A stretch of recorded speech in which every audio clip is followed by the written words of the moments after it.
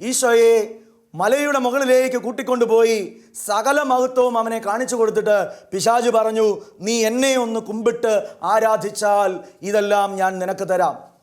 പഴയ നിയമം തുടങ്ങി വചനത്തിൻ്റെ താളുകളിലൂടെ സഞ്ചരിക്കുമ്പോൾ നമുക്ക് കാണുവാൻ സാധിക്കുന്നത് മലമുകൾ എന്ന് പറയുന്നത് ദൈവാരാധനയുടെ ഇടമാണ്.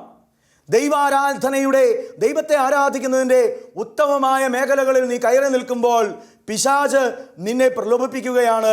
നീ എന്നെ ആരാധിച്ചാൽ, നീ ഈ മഹത്വം കാണുന്നുണ്ടല്ലോ, ഈ ലോകത്തിൻ്റെ മഹത്വം നീ കാണുന്നുണ്ടല്ലോ, അത് മുഴുവൻ ഞാൻ നിനക്ക് തരാം.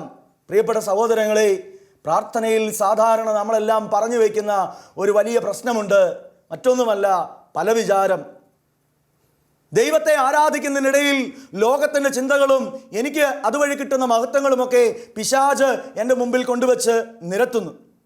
പിശാച് എൻ്റെ മുമ്പിൽ കൊണ്ടുവന്ന് നിരത്തുന്ന ഈ ലോകത്തിൻ്റെ മേഖലകൾ, ഈ ലോകത്തിൻ്റെ ചിന്തകൾ, ദൈവാരാധനയുടെ പരമോന്നതമായ ആരാധനയുടെ ഇടമാണ് വിശുദ്ധ കുർബാന.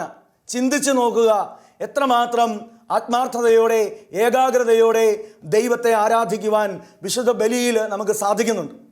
വിശുദ്ധ ബലിയിൽ നമുക്ക് സാധിക്കുന്നതിനപ്പുറത്തേക്ക് നമ്മുടെ ജീവിതത്തിലെ കുടുംബ പ്രാർത്ഥനയിൽ എത്രമാത്രം പല വിചാരമൊഴിഞ്ഞ് നമുക്ക് പ്രാർത്ഥിക്കുവാൻ കഴിയും. നാം ചൊല്ലുന്ന പ്രാർത്ഥന വല്ലതും നമ്മെ സ്പർശിച്ചാണോ കടന്നു പോകുന്നത്, അതോ കടമ പോക്കാൻ വേണ്ടി ഏതാനും പ്രാർത്ഥനകൾ നമ്മൾ ചൊല്ലുന്നു എന്നേ ഉള്ളൂ? പ്രിയമുള്ളവരെ, ഈ നോമ്പ് കാലത്തിൽ ഈശോയ്ക്ക് നേരിട്ട പ്രലോഭനം അതുകൊണ്ട് ഇന്നും നമ്മുടെ ജീവിതത്തിൽ സജീവമാണെന്ന് തിരിച്ചറിഞ്ഞ് ഈ പ്രലോഭനങ്ങളെ വിജയിക്കുവാൻ ഈശോയെപ്പോലെ തന്നെ ദൈവവചനത്തോട് നമുക്ക് ചേർന്ന് നിൽക്കാം. ദൈവദൂതന്മാർ അവനെ ശുശ്രൂഷിച്ചു എന്നാണ് വചനം പറയുക.